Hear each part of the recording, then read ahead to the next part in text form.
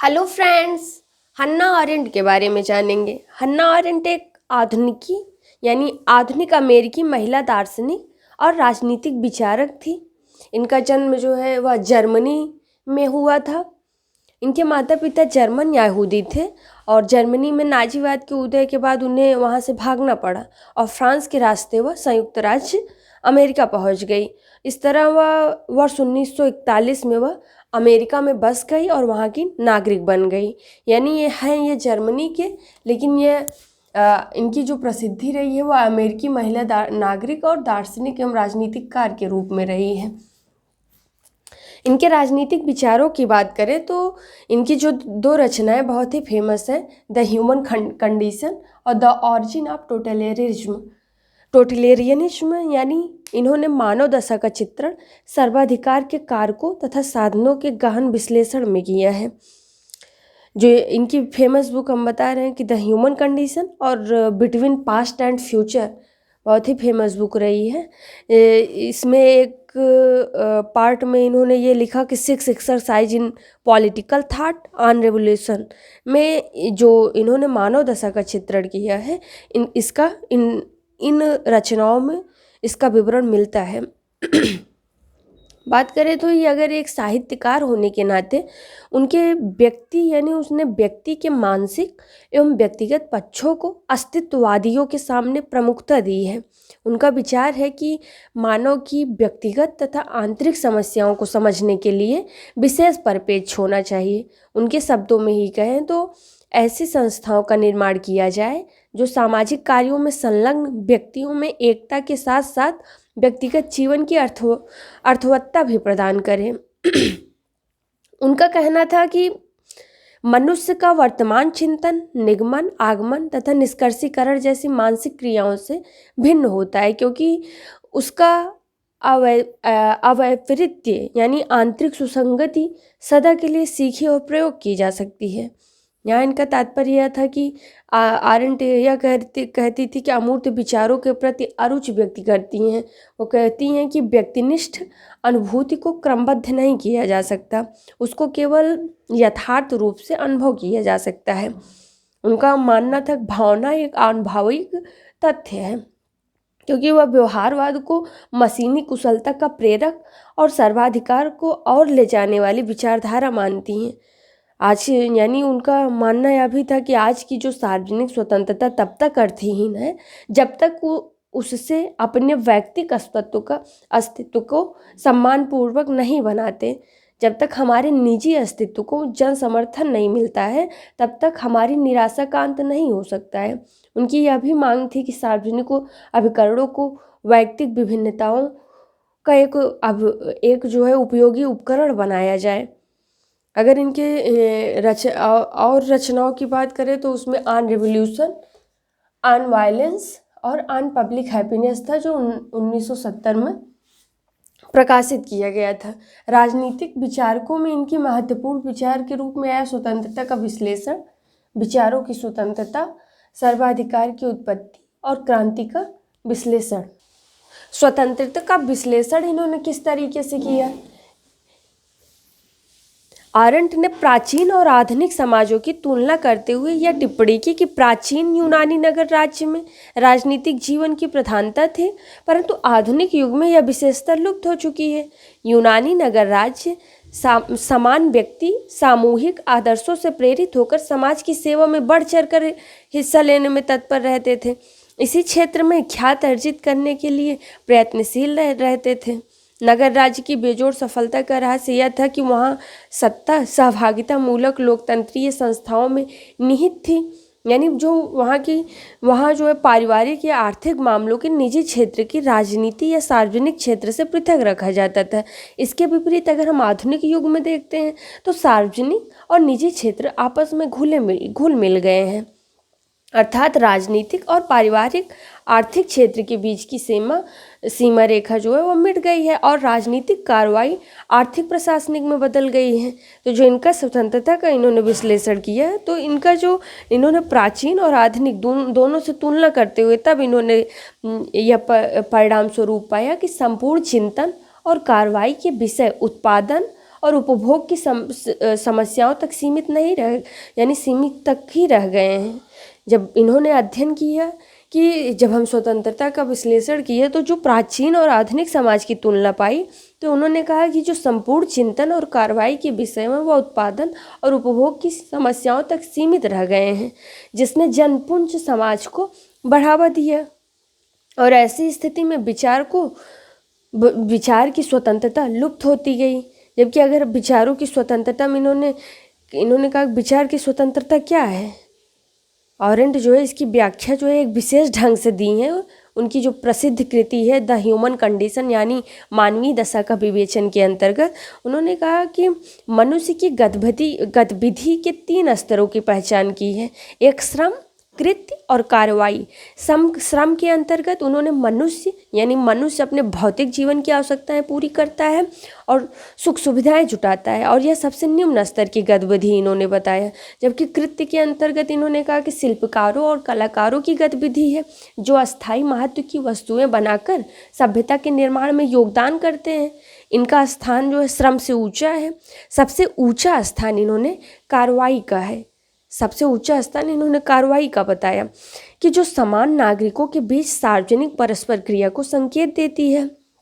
हालांकि यह राजनीति का विषय है, किसके अंतर्गत समान नागरिक अपनी विलक्षण प्रतिभा का परिचय देते हुए विश्व के बारे में अपने भिन्न भिन्न दृष्टिकोण व्यक्त करते हैं। अतः इसमें प्रत्येक नागरिक कुछ न कुछ करने और कहने के लिए स्वतंत्र होता है। यही वह क्षेत्र है जहाँ विभिन्न व्यक्ति अपनी विचार शक्ति के अनुसार मानव जीवन को अर्थ प्रदान करते हैं, स्वतंत्रता का अनुभव करते हैं। अतः यह विचार की स्वतंत्रता का क्षेत्र है और यही मानव जीवन का सार्वजनिक क्षेत्र है। तो जो इन्होंने स्वतंत्रता का विश्लेषण किया उसे प्राचीन और आधुनिक दोनों को तुलना करके हुए परिणाम स्वरूप बताया था। और जब विचारों की स्वतंत्रता की बात करती है तो इन्होंने 3 स्तर पर बताया, श्रम, कृत्य और कार्रवाई, जिसमें श्रम को इन्होंने निम्न माना जबकि कार्रवाई को उच्च माना। ऑरेंट ये भी कहती हैं कि आधुनिक समाज में व्यक्तियों के निजी हितों को देखरेख के लिए इतने शक्तिशाली और राष्ट्रव्यापी संगठन बना दिए गए हैं कि सार्वजनिक समस्याओं की ओर ध्यान देने की संभावना बहुत कम रह गई है। आर्थिक और वैज्ञानिक प्रगति के कारण चिंतन मनन से जुड़े हुए दर्शन को गहरा धक्का पहुंचा है। अर्थात लोग मात्र अस्तित्व की रक्षा के लिए इतने चिंतित और व्यस्त हैं कि एक अस्थायी मानव जगत के निर्माण के लक्ष्य को भूल गए हैं। अगर दूसरे शब्दों में लोग श्रम और कृत्य के स्तर पर जी रहे हैं, उनकी कार्रवाई की क्षमता कुंठित हो गई है। इनके विचारों की स्वतंत्रता में इन्होंने इसी तरीके से बताने का प्रयास किया कि जो श्रम और कृत्य के स्तर पर जी रहे हैं, उनकी कार्रवाई की क्षमता कुंठित हो गई है। इस स्थिति में एक ऐसे उपभोक्ता समाज को जन्म दिया है जिसमें संस्कृति का निरंतर मनोरंजन उद्योग का सेवक बनाया जा रहा है। ऐसी स्थिति में विचार की स्वतंत्रता लुप्त हो गई है। जिस प्रकार से उन्होंने स्वतंत्रता के विश्लेषण में स्वतंत्रता को लुप्त बताया, वैसे इन्होंने विचार को भी लुप्त होते हुए बताया। यानी इसे फिर से नया जीवन देने के लिए सार्वजनिक और निजी क्षेत्रों को पृथक पृथक करना जरूरी है और इसके लिए राजनीतिक जीवन को पारिवारिक आर्थिक जीवन से अलग करके फिर से महत्वपूर्ण स्थान देना होगा। जब इनके हम सर्वाधिकार की उत्पत्ति बहुत ही महत्वपूर्ण है राजनीतिक विचारक में, इनके अनुसार ये कहते हैं कि सर्वाधिकार की उत्पत्ति पर विशेष रूप से प्रकाश डाले और इस क्षेत्र में उन्होंने विशेष ख्याति तो अर्जित थी कि ये इन्होंने एक बुक भी प्रकाशित किया है इस पे। इनके बुक का नाम है द ऑरिजिन्स ऑफ टोटलियरिज्म यानी सर्वाधिकार की उत्पत्ति। इसके अंतर्गत उन्होंने यह भी तर्क दिया है कि सर्वाधिकारवाद आधुनिक युग का अभूतपूर्व घटना है, यानी चिरसम्मत निरंकुश तंत्र और नृशंस तंत्र के अनुसार इसका विश्लेषण नहीं किया जा सकता। क्योंकि जब हम सर्वाधिकार के प्रमुख उदाहरण हैं नाजीवाद और स्टालिनवाद हैं, ये वस्तुतः ऐसे आंदोलनों को संकेत देते हैं जिनमें निजी और सार्वजनिक जीवन के सारे पक्ष एक सर्वव्यापक प्रभुत्व की प्रक्रिया में विलीन हो जाते हैं और इस प्रक्रिया का केंद्र बिंदु एक छद्म वैज्ञानिक विश्वदृष्टि अथवा विचारधारा है, जो प्रस्तुत विचारधारा को अपने तर्क या विचार के अनुरूप समाज के निरंतर विध्वंस और पुनर्निर्माण के लिए विवश करती है।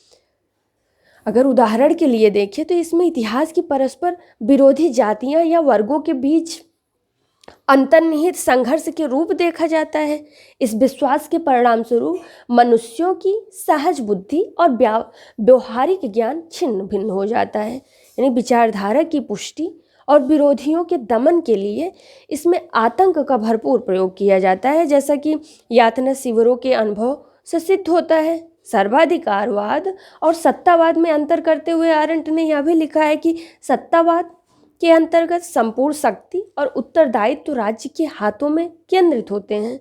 इसके विपरीत सर्वाधिकारवाद है ऐसा अनियमित आंदोलन है जिसमें शक्ति और उत्तरदायित्व के स्रोत एक दूसरे से पृथक हुए हैं और परस्पर विरोधी होते हैं।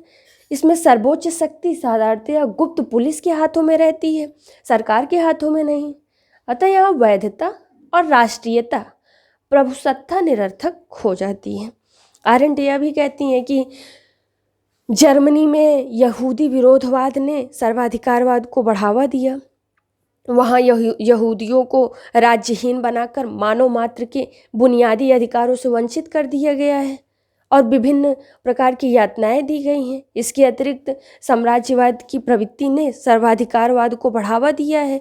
इसका एक अन्य कारण यूरोपीय समाज का विघटन था, जिससे उजड़े हुए जनपुंज इतने अकेले और दिशाहीन हो गए कि उन्हें विचारधाराओं के पीछे पीछे गतिमान किया जा सकता था। क्रांति का विश्लेषण इन्होंने किया। इनकी विचार में इन्होंने इनकी जितनी सारी बुकें हैं, जैसे हमने ह्यूमन कंडीशन के बारे में जाना, जिसमें उन्होंने मानव से संबंधित, मानव के क्या क्रियाकलाप है, मानव प्रक्रिया से संबंधित बातें बताई। द ऑरिजिन ऑफ टोटलिटरिज्म में उन्होंने सर्वाधिकार की उत्पत्ति के बारे में बताया और उसको विश्लेषित किया।